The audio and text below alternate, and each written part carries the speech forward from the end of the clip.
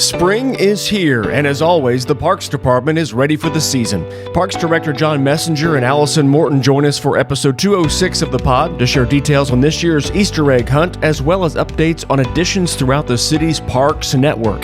Pickleball, walking trails, disc golf, and more can be found on this episode of the Love in Lebanon podcast. Welcome to the Love in Lebanon podcast, highlighting all the great things happening in Lebanon, Indiana. Have an idea for an episode? Send an email to loveinlebanon@lebanon.in.gov.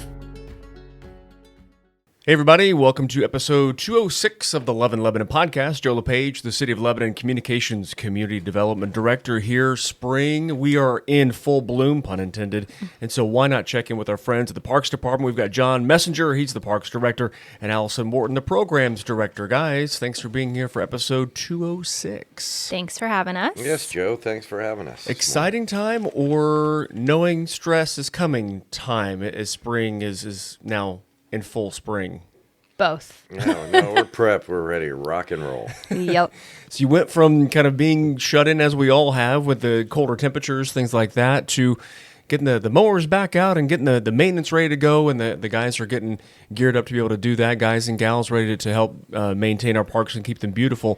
John, what kind of process is that like for the guys that are just outside the window here as we're recording on location, everybody from the Parks Department office, and looking at seashore and looking outside and seeing the beautiful weather there? What goes into the maintaining and getting all that equipment ready to rock and roll again for spring and summer? Well, we all winter, not only do we do the training, the safety training and classes at Purdue and all kinds of different, just heard somebody passed a CPO test today, Kyle Van Camp, real proud of him, 49 out of 50, real tough test.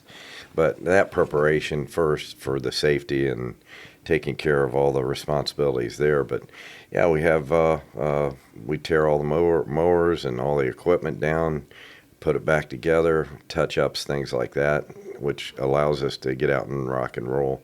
We've been down the Big Four Trail, cleaning it up, cutting back all the brush. And that took a couple weeks. That's 8 miles of trails going out there to Thorntown on the Big Four. Then we jump out and 29 degrees, and everybody's out going at it. I can't wait. Can't wait to get out and enjoy the park. Pool, a lot of maintenance out there as far as we've already power washed it. Logan Banks done a great job with it. Again, Kyle's up with the pool this year too, working on it and prepping it. Have a few repairs to make there, but we've power washed it, cleaned it several times, keep the leaves out so they don't stain the inside of the pool, and then bed edging, prepping all the beds, getting them ready from downtown all the way around the parks, and taking down some trees today, or starting there again. Baseball season's right around the corner. I think in 2 weeks they'll be out here practicing all the time, so prepping the fields there, prepping the sports field at Reese Park, and getting the soccer. It's firing up the 17th of this month. So yeah, there's quite a bit, along with some minor repairs that we have to do outside. But yeah, there's quite a bit. We have the Stone Eater Bike Park. We have to work on the Skills Trail. Obviously, winter's tough on the Skills Trail. It's open 365 days a week on the gravel portion of it, which is 5.6 miles. But the 2.5 mile Skills Trail it has to be shut down. It was shut down during the winter this time. Obviously, the thawing and freezing and the rains that we get, we have to shut it down. And there again, a lot of work to go in there. But yeah, it's great to be out and get out. Did a lot of hiring this summer. Allison, Taylor, Thomas all did a great job of hiring 28 summer employees for our pool system. And we hired a couple maintenance guys, full-time maintenance. We were short one last year and got to bring on another guy this year. Real excited about them. Had a bunch of good candidates this year, and tough decision, but boy, we got a couple of real good guys that ready to go at it. So other than that, our equipment's all fired up, ready to go, that we worked on during the summer. And yeah, quite a few projects going on, and we'll just oversee those and make sure everything's safe and and nice and clean. Like you said, we take pride in everything we do around here, and ready for nice, fun summer. Yeah, and while it's not summer weather just yet, Allison, we were kind of setting up here, kind of recapping some of the conversations you guys have had as John talked about the first round of hiring for summer employees and pool and things like that. I know that's kind of a labor of love for for you and Taylor and also Thomas as well. Employees coming in already, getting ready for Yes. warmer temps in the summer weather here at Seashore Water Park. Yes, we did 2 different open interview dates, one in January and then one in February. So we have finished hiring for the summer. So yeah, we're excited to bring the new employees on, and we've got some good ones coming. So we also promoted a few of our employees up to different positions this year. So looking forward to a great summer with a great staff. So. And speaking of the labor of love, I know it's going to be a little bit hectic and crazy to think about. We are not far away from the annual Easter egg hunt, which is always organized chaos, mass hysteria, what kind of label you give to it. But it's one of those things that you mark it on the calendar every year. It's one of those great program events. What's gone into that this year to be able to get all the eggs and the candy and all that? Thankfully, you've got some help with that. Yeah, we just started kind of gathering things here. We are always thankful for the special education department at the high school. They always fill and clean our eggs for us, and they do a great job there. And then Jack Carroll with Purity, he always does a great donation to us and helps us out with the candy. We also had another organization reach out to help donate some eggs this year that we're working with. So the community is always very helpful with us for this event. So yeah, we'll have the Easter Bunny there again this year. It'll be on Saturday, April 19th. We have tons and tons of eggs, but they do go quickly as soon as the hunt starts. So we also always do a special needs hunt at 9:30. We do that before the other hunts begin at 10:30. That way those children get the opportunity to not have to be in so much chaos. So yeah, we look forward to it. Hopefully we'll have good weather. That's always helpful. Yeah, fingers crossed. So, And yeah. it is one of those things where it's so many eggs, so much candy, but at the same time, it seems like the crowd of kids grows every year. It's one of those things where where is everybody coming from? This is crazy. A Yeah. lot of prep time. I think it's done in a Yeah. minute and a half, 2 minutes. Yeah, it's Yeah. like, go. Yeah. It's I feel like it grows every year. This will be my 7th or 8th year doing it, and every year I feel like it grows, especially if the weather's nice. People will definitely come out, and we love it. And they get the opportunity to, like I said, visit with the Easter Bunny, get your picture taken, and it's just fun. Candy. And you talked about the number of years you've gone through and seen it. John, it's been a few more. Yeah. What's it like to see, I'm sure for John and for you, seeing the kiddos come back every year as they grow, but then seeing different generations of I remember when this kid came through as a child grabbing eggs, and now they're bringing their kids back. It's got to be a wonderful tradition for you to see absolutely. everybody grow Almost up and keep 20 doing this. years, and I did it when I was little. So, yeah, I remember my sister came home with a bow and arrow. I think a bicycle was one in our family. So Something to shoot for, Allison. We had a rubber dart on the end of it or what have you. Yeah, but Sister Jean did that. That was pretty cool. But now, other than the squirrels taking a couple grand prize eggs up in the trees, it's gone off pretty well. And we've done it in snow, we've done it in rain, and they come out, and I think it's great. It's a great tradition, and to see all those little kiddos, like you say, and generations. Some of these little kids that were out there are now parents, and it's always interesting to see them out here and exciting. It's just great, and just a great tradition, and glad everybody gets out to come out, and the kids just love it. Yeah, coming up on the 19th, right? Yes, Yep. April 19th, Saturday the 19th. So And just plan for the whole day, just because you want to get similar to the 4th of July parade. You want to get out there, kind of mark your spot, kind of toe that line, and being able to then when They'll be marking it. Yes. Don't Yeah. put any ideas out there, please. yeah, the first hunt will start at 10:30 sharp, and it does go quick. So make sure you're here and ready. with the special needs at 9:30. And the special Yeah. needs at Yep. 9:30. Yes. Yep, Yep. fantastic. Everybody, you're listening to episode 206 of the Love and Lebanon podcast. We've got Allyson Morton, the programs director, and John Messenger, the parks director, here, chatting with our parks department here on this episode of the podcast. If we can kind of talk new wrinkles, everybody, there are some new events I'd like to pick your brain about, Allyson, and a lot of kind of new wrinkles within our parks as well, John. So if we can start with kind of what I see, and it looks like the pickleball courts are not playable right here at Memorial Park. No, they are. They're being dismantled, taken down, and improved. Can you kind of talk about some of the new wrinkles that folks can kind of look around our parks and see, specifically with the pickleball offering? Probably the two biggest projects right now going on are obviously the pickleball at Memorial Park. They've already started demolition. You have your temporary fencing around. In the next few weeks, you'll see them tearing out the old pickleball courts and putting new stone asphalt down, going with that. And This is a forward with complete that. redo, right? Complete This is, redo. okay. The only thing at Memorial Park we aren't replacing are the lights. The lighting's good enough, obviously, to save some money. Those are hundreds of thousands of dollars, believe it or not, just for lighting. But we're going to go ahead, all new courts. It'll be handicap accessible there also, but it's the old tennis courts were great, and we converted them a few years back and kind of did a patch job until we could find the funding for this. Funding's come in. You'll see this done. Will be done June, July. We want a July 4th date, but we'll over-deliver on that, I'm sure. Obviously, weather is a big part of it, but we're hoping to start something up in June. There again, Allison's been very flexible on the programs. We normally have a spring tournament. We'll do something in the summertime and fall. As soon as we complete Memorial Park, they'll go. The construction company will go down and take care of Abner Longley. That's a total redo, rip out, tear out, new courts, new lighting, and that'll be 4 pickleball courts and 1 full tennis court. And then that's one of the bigger projects that we have going on. Also starting connectivity around Abner Longley. We'd like to get a walkway trail system to go all the way around Abner Longley.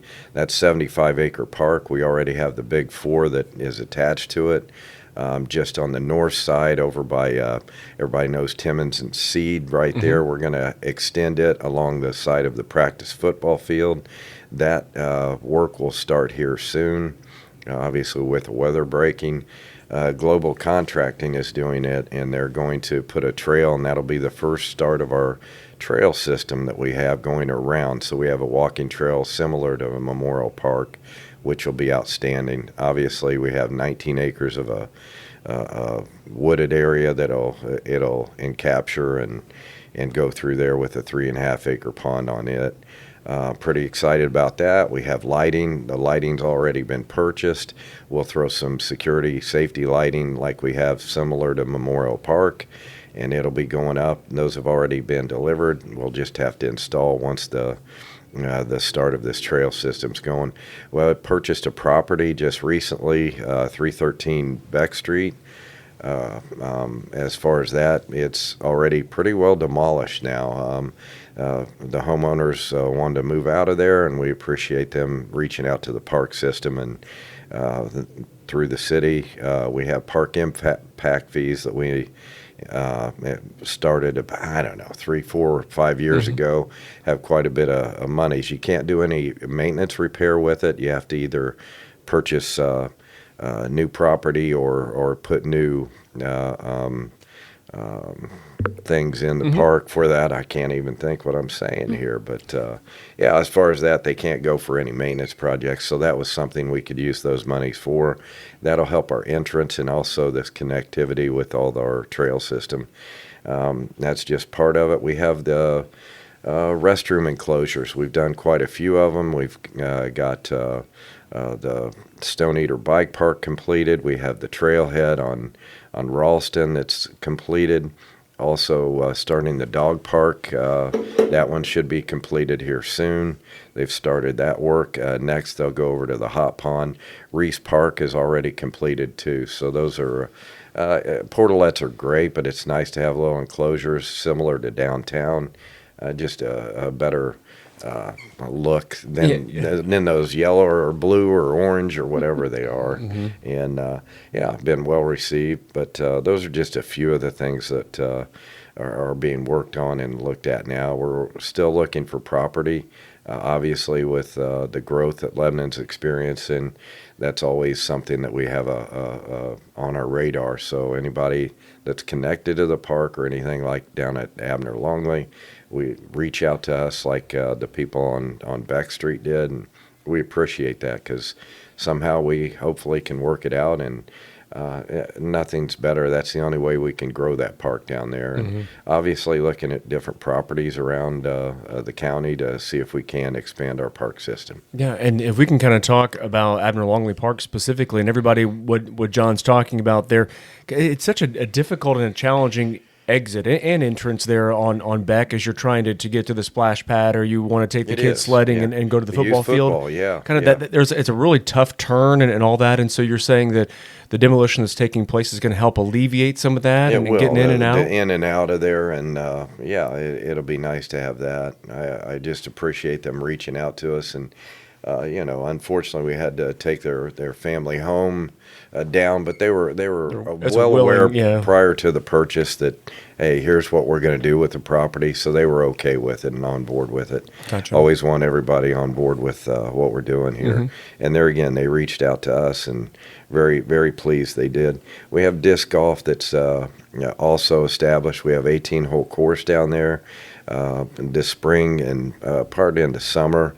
We'll be putting pads in where people will know where the start and stop is. You can get this app on the phone also, so you can actually see the course itself. We'll be making a message board and things like that. Very cool. And probably hold some tournaments and just keep Allyson a little more busy this fall. Because you need it, right? Yeah, she does. Yeah, there's not enough going on right now. I want to shout out to Taylor Orr. She had a baby a couple of weeks ago. A cute little boy, Colt, Alan Orr, and that's their third child at home, and third since she's been here too, by the way. We go. Sure do miss her. She's out on maternity leave, but welcomed home with 2 other children and her husband, Cody. Just want to shout out to that. She's missed, but Thomas and Allyson picked up that workload and no complaints. They're really good at what they do. That's great. And Taylor not joining us remotely or anything. Got other more important things to deal with than be on our podcast with us. Allyson, back to the programming, back to pickleball. How did this obviously affects leagues and things that you have had planned in the past, and you and Thomas and Taylor have facilitated. What's it do for kind of when the pickleball courts are done? Is there going to be some kind of big tournament, or is there going to be an unveiling? I can't wait to see it as someone that plays pickleball, and knowing that you guys have had pickleball players that it's all the time, that this is a super popular place for both locals and out-of-towners to come play. What's the launch going to be like when it's complete? About that yet? Yes. TBD. So obviously we can't have our spring league this year. We always have a spring and fall league, which is always fun. And then the past few years have always done a evening tournament around the 4th of July. So we're still planning for that. Obviously, as the court should be done. So maybe another tournament before the 4th of July, if we can do maybe like a grand reopening of the pickleball courts tournament or something like that. But details to come on that. Okay. But they will maybe another podcast episode for you to unveil that. They will for sure be used, I'm sure, as soon as they are ready to go. So, and then we'll obviously hold our fall league again and get back on track for the spring next year. So. And how much joy does it make you guys feel to be able to have these amenities, to know that while it is inconvenient right now to not be able to walk outside right now and play, what it's going to be like, fewer cracks and all those things, a better playing environment is going to be the end result. Make you feel good to be able to know you're going to provide that sometime, hopefully soon in the future. I'm very much looking forward to the brand new courts. I mean, I get out there and play sometimes, so I know that they were in. You got game, yeah. They were in. You played her, haven't you? Yeah, yes. Joe and I have gone out in a few times. That's right. I know that the courts were in pretty rough shape, so we're excited to have the brand new courts out there, and hopefully everybody enjoys them. And I do get we get compliments a lot on the fact that it's a lit court, or that it can be lit up at night, because there's not a lot of outdoor courts around that provide that, from what I've been told. The different age groups, I'm just amazed that you have youth that's they started coming out last year just in groves, and so all ages, and it's something for everybody. A lot of our summer staff, a lot of our summer staff, lifeguards and concessions, they'll go out and play after they work, and I know that they get tons of use, the courts do. Yes. So definitely ready to have them back. Yeah, I think pickleball is one of those few sports where multi-generations, like you were talking about, John, can get on the same court and playing. And golf is maybe another sport like that, tennis as well, but pickleball as well, being able to, 10-year-old and an 80-year-old can play with, against, and it's competitive, and it's a fun sport. Yeah. Yes, 80-year-olds can compete. Yes, you're right. I can take a 10-year-old. All right. Everybody, we're talking with Lebanon Parks Director John Messenger and also Programs Director Allyson Morton here on episode 206 of the podcast. There are so many things that are new, and I'd like to talk specifically within the park system. There was an Eagle Scout project for kind of a musical portion of the playground, and you can look out and see the bright and shiny colors of what was the ADA accessible playground as well. All these new additions. How have you seen this park system grow, John, since your Oh my gosh! You started here. Leaps and bounds. We had roads that we've taken out. We didn't have a war memorial. And then the different groups that help, like Kiwanis, they just helped us out with new playground down at Abner Longley. That just got done last fall. People were just packed down there and just loving it. Like you said, the Eagle Scout project that just got done with the musical equipment down there. I was down pushing my grandkids a couple days ago in the warmer weather, but they loved it, and they said, "When did that come in?" Well, it was kind of last fall, real late, and did during a nice the worst job. weekend of weather it was ever. Horrible. It was right at Brian's. Thanksgiving, pouring down rain. Those guys had a tent down there, and they did the installation all themselves. Had an inspector come behind them.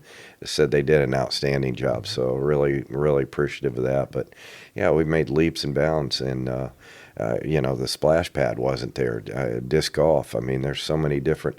The conservation club was there. Now it's the conservation pond, where we've opened it up and putting a trail around it. So there's been so many improvements and amenities, like you said, that just so proud of. And our crew works, our staff is just from top to bottom, maintenance crew, our office staff, just everybody really cares, and they're part of this community, and it shows. They take pride in what they do. So it's just really great that we have the staff that we have, and the council and the mayor have approved all the improvements that we've got to go forward with. Our pool, we had a rectangle pool. We had the new Seashore Water Park that 40 to 50,000 people come and visit. I mean, I can go on and on. There again, Kevin Krulick's been instrumental in a lot of these projects now that we have going on. He's kind of taken over all the projects. And Stone Eater Bike Park, I mean, that guy spent 5 years of his life just living, breathing, eating out there. And look what we have, just a great amenity out there, a great attraction for the city. And holding, I think, 3 events. There again, Allyson can handle it. She loves it. We have 3 events going on there this year, and it just opened last fall. So just excited about a lot of things. But as we grow, we need to keep looking at the park system, because that's where people go and make improvements. Obviously, a street garage, looking at it. Now that's on down the road. We have some conceptuals and all that, where we have a lot of input from everybody, and getting some maybe skate park is looked at, another splash pad, and quite a few amenities there. Again, with our growth and the things, just real excited for our community and how we're attaching all the trail system that we're putting through. A lot of people, 15 years ago, 10 years ago, Why do you need trails? We'll look at it. It's connectivity, all these new additions coming in, tying into our park system where everybody has gathering places, and it's just real important for a sustainable community and everything. So I just real happy about everything, the way it's gone, and yeah, it's a lot more. And thank goodness we have a great staff to take care of all these things. And a park system is one of those things. I mean, we've seen the data, and I'm part of the data point. When we were looking at a place to live, Memorial Park was one of the selling points. Having 3 young kiddos and looking for things that they could do, that Memorial Park was one of those things. That and the library, I mean, that was a slam dunk. You get them a Titus donut, and you're good to go. There you right? go. That's the big 3. And that's what we're after. Yeah. I think we're all trying to achieve the same thing, and it's great to have that vision and moving forward with it. Now I'm so glad you and your family came here and listened to you. Thanks, Other than putting us up for this, right, Allison? Yeah, exactly. Podcast, yay! Now, everybody, hopefully you can hear the love and admiration that John has for the park system and within the parks department, and the pride. If you ever talk to any of the parks employees, how much pride they have for keeping things beautiful here. And to be honest, this is kind of we'd like to turn the microphone around, so to speak, onto you as the listeners of this podcast in preserving, in keeping the park looking fantastic, because so many people work so hard to keep it beautiful. But sadly, guys, there have been some things that we have talked about on this podcast, but other things we have not and been directed not to, because people that are reacting negatively to our parks and doing things that they shouldn't be doing, whether they be in restrooms or, most recently, as we're recording this, everybody, this is the second time that the gate at the ADA. The all-inclusive playground. Yeah, the second time. So the brand new, beautiful January, ADA accessible playground. $750,000 investment that we have. Yeah, and they tore the gates off. This last one was gate $1,700 first time, $2,300 this time to repair it. Obviously, parts don't come in right away, so those people that need those gates closed for the different spectrum of children that need those gates closed to keep them contained. Yeah, it's frustrating. However, our safety is first and security. So we have 57 cameras just at this park alone. We have them at all our parks. Facial recognition, I'll let Allison go ahead and go with that. But we have 49 currently kids and adults that are trespassed from the park. If they do some stupid things or vandalize or anything, we call them bad actors. Yeah, they are trespassed from the park, and there again, if they're identified, they have even more cases against them. But yeah, we do catch them, and with our recording, unfortunately, it's after the fact, but they have to pay restitution, and we prosecute to the fullest. And we have a prosecutor that goes for it, and we greatly appreciate that. But yeah, there are consequences, and it's my tax dollar too, and we're going after it. So as far as that goes, there's 56, 57 cameras here. We've gone to the extent of that, and it's also for a safety factor. We catch them, and we go forward with it.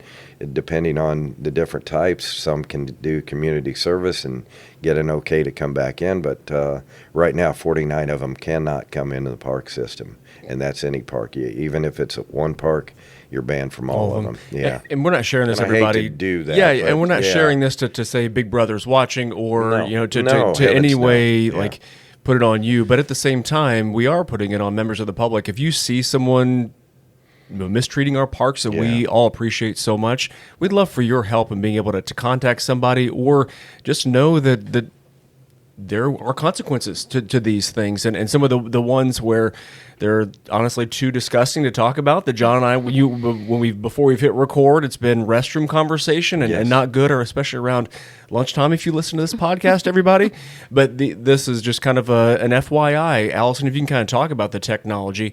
These cameras aren't low-res black and white deals. These are intricate, and John was telling us before we got going here that if you're wearing a hat, mask, that type of thing, it's still equipped with AI to be able to determine who it is? Yes, so that's our facial recognition camera that we will be using this year. I believe we're the first one in the state of Indiana with this type of camera. 4 of them, yeah. Yes, we have 3 or 4 in the park. Yes. One specifically at the entrance of the water park, which we are looking forward to, so that if there is an incident, we can upload pictures of the person, that it will then alert us in the office that that person has returned to the park and we need to tell or ask them to leave. In the past, we haven't had a good system of keeping these bad actors out, unfortunately. So this will be a great tool to use that. And yeah, you can be recognized with a hat on, with sunglasses on, with a mask on. It's very detailed in that and being able to recognize that person. So we also have one by our restrooms. Yeah, and we have them at Southside. We have 4 cameras right now that we're testing. And there again, AI is getting in there, and we're trying to stay up with technology. And all we're doing is protecting our investment. I mean, there's thousands and thousands of dollars that we have throughout the park, and just respect it. That's all we ask. And unfortunately, people don't.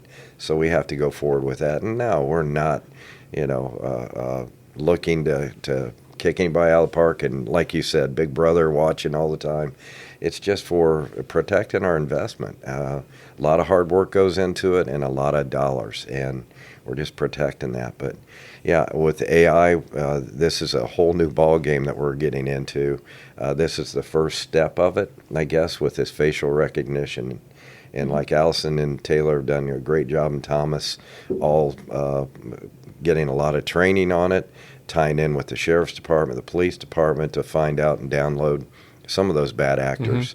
And yeah, real excited about it, because we don't always know who's coming in our pool or into our parks, and some are not allowed. Pedophiles are not allowed in our park, and we don't want them here, and they will be removed and arrested. And unfortunately, and hopefully they hear this and they know better than to come into the park system. And Allyson, you're telling us about a gal that came in and saw something and said something to you guys. Yes. What's the easiest way or the best way if someone does see someone and would like to report some things anonymously, or letting you know who they are, that type of thing?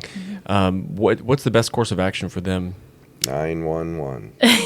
Yes. I'm just saying. If it's during our park hours and we're here, welcome to come into our office, and please tell us if you see something going on out there so we can address it right away.